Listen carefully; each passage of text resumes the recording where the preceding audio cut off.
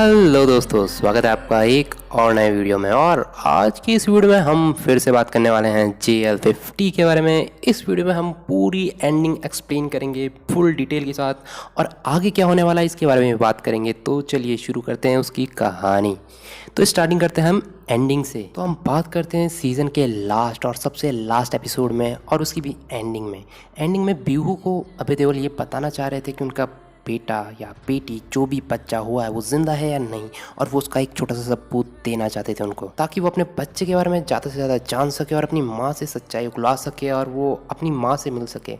तो अभय देओल चाहते थे कि वो अपनी माँ से मिल सके और उन्हीं के साथ अपनी लाइफ बिताए। तो इसलिए वो एक छोटा सा हिंट देना चाहते थे, जो कि वो देने में पूरी तरह से कामयाब हो गए थे। और JL50 को हाईजैक करने वाले सभी लोगों को पंकज कपूर और अभय देओल पूरी तरह से ख़त्म कर देते हैं, उनको मार देते हैं वहीं के वहीं। और इसके बाद पंकज कपूर चाहते हैं कि वो उन फार्मूला को ना जलाए। अभय देओल उस फार्मूला को जलाना चाहते हैं, ताकि ऐसा कुछ आगे जाके कुछ डिस्ट्रॉय क्रिएट ना हो सके या कोई बंदा इसका गलत इस्तेमाल ना कर सके। लेकिन पंकज कपूर चाहते हैं कि वो उसको ना जलाए, ताकि ये कागज़ उनके यंगर वर्जन को मिल जाए, क्योंकि यंगर वर्जन में वो 22 ईयर्स के थे और वो वहाँ आने वाले थे किसी काम से पिकअप करने के लिए उस साइंटिस्ट को।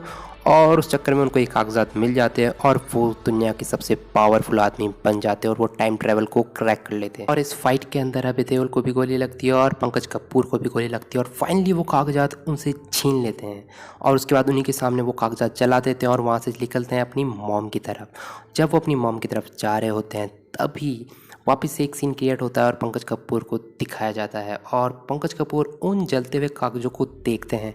और देखने के बाद वो सबसे पहले उन कागज़ों में से एक कागज़ खींच के निकाल लेते हैं, और वो खींच के निकाला हुआ कागज़ ही साइड में अलग से हो जाता है और बुझ जाता है। और तभी जैसा कि पंकज कपूर ने कहा था कि 4:30 बजते ही वापस से टाइम ट्रैवल हो जाएगा और सब अपनी अपनी असली जगह पे पहुंच जाएंगे डायरेक्टली, बिना किसी टाइम मशीन के, बिना किसी वार्म होल के। तो ऐसा ही होता है, वो अपनी मॉम के जस्ट सामने आते हैं और सब के सब अपने अपने समय में चले जाते हैं। और इससे पहले एक छोटी सी अजीब सी आवाज़ आती है जो कानों को दहला देती है, और उसके बाद होता है एक छोटा सा ब्लास्ट और हो जाता है टाइम ट्रैवल। और अगले ही पल हमें दिखता है कि अभय देओल अपनी पत्नी के साथ एक फ़्लाइट के अंदर बैठे हैं मज़े से। अब वो CBI में है या नहीं, ये बात का खुलासा अभी तक नहीं कर सकते, ना ही हम कह सकते हैं, क्योंकि उनके असिस्टेंट को भी दिखाया जाता है, उनके साथ काम करने वाले शख्स को दिखाया जाता है, लेकिन वो दोनों एक दूसरे को बिल्कुल भी नहीं जानते। इससे एक बात साफ़ है कि अब टाइम में कुछ चीज़ें चेंज हो गई है, कुछ नई चीज़ें जुड़ गई है। और according to new time, Abhay Deol बचपन में जब 5 साल के थे तब वो उस बेंच पे बैठे थे, और उनकी मम्मी, जो कि उनकी रियल मम्मी होती है, वो उनको अडॉप्ट करने आती है उसी अनाथालय के अंदर, और वो उनको अडॉप्ट करके चली जाती है। इसी बात को अभय देओल सोच रहे होते हैं और हमें ये सीन देखने को मिलता है। और अभय देओल अपनी मम्मी से बोलते हैं कि अगर नानी ने आपको बताया ही नहीं होता कि मैं यहाँ हूँ और सच्चाई आपको पता ही नहीं चलती तो कैसा होता। और उसकी माँ उस पर कहती है कि जो बातें हुई नहीं है बेटा, उसके बारे में सोचने से क्या। तो शायद हो सकता है कि अलग अलग टाइमलाइंस बन गई हो, जैसा कि डार्क में हुआ है, जैसा कि एवेंजर्स में भी होता है, और अलग अलग टाइम मूवीज़ में हुआ है, तो शायद हो सकता है इसमें भी ऐसा ही हो। और अगर बात करें पोस्ट क्रेडिट सीन की, तो पोस्ट क्रेडिट सीन में हमें दिखाया है कि एक कागज़ जो बच जाता है उसको वापस से दिखाया जाता है और फोकस किया जाता है, और वहाँ पे वापस से लौटते हैं हमारे यंग वर्जन के पंकज कपूर वहाँ लौटते हैं और उस कागज़ को उठा लेते हैं। और इसका मतलब साफ साफ है कि इसकी सीरीज़ का पार्ट 2 ज़रूर आएगा, क्योंकि यही तो एक हिंट था जो उन्होंने हमें दिया है। और वो कागज़ उठा के वो चुपचाप वहाँ से निकल लेते हैं। और उसके बाद हो सकता है, क्योंकि उन्होंने बोला होता है कि पीयूष मिश्रा की तरह अगर वो भी ऑक्सफोर्ड और इंग्लैंड में पढ़ने जाए थे, तो हो सकता था कि वो भी इस कोड को क्रैक कर सकते थे।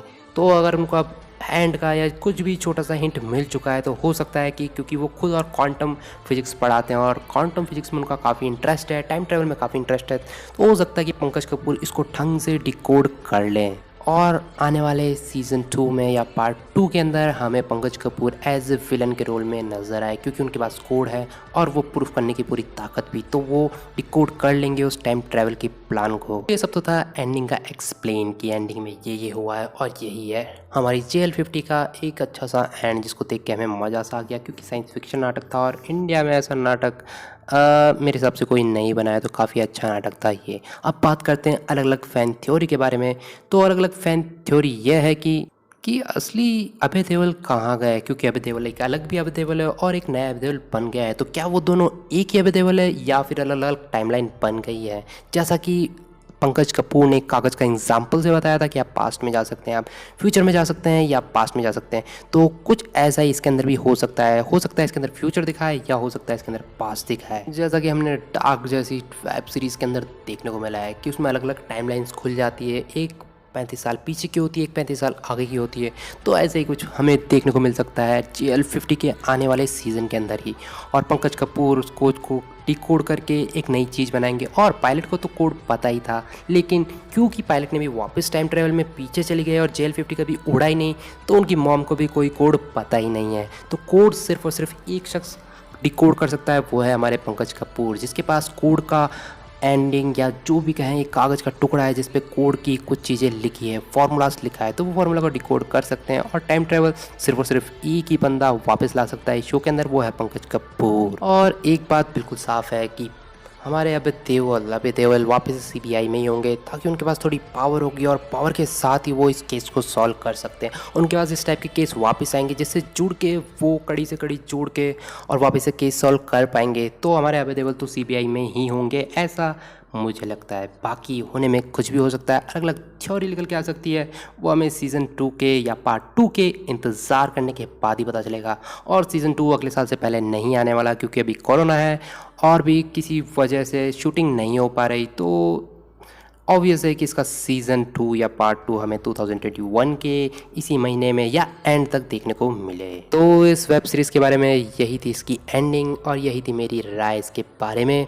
तो अगर आपको ये वीडियो ज़रा भी पसंद आया हो, आपको एंडिंग एक्सप्लेन हुई हो, आपको कुछ समझ में आया हो, कुछ हेल्पफुल लगा हो, तो आप ज़रूर इस वीडियो को लाइक कीजिए और कमेंट करके हमें अपने सुझाव दीजिए कि हम ऐसी वीडियो आगे भी बनाएं या फिर ना बनाएं। जो भी आपको सजेशन देने हैं आप दे सकते हैं। और हमारे चैनल को ज़रूर से सब्सक्राइब कीजिए ताकि आपको ऐसे कंटेंट देखने को मिले।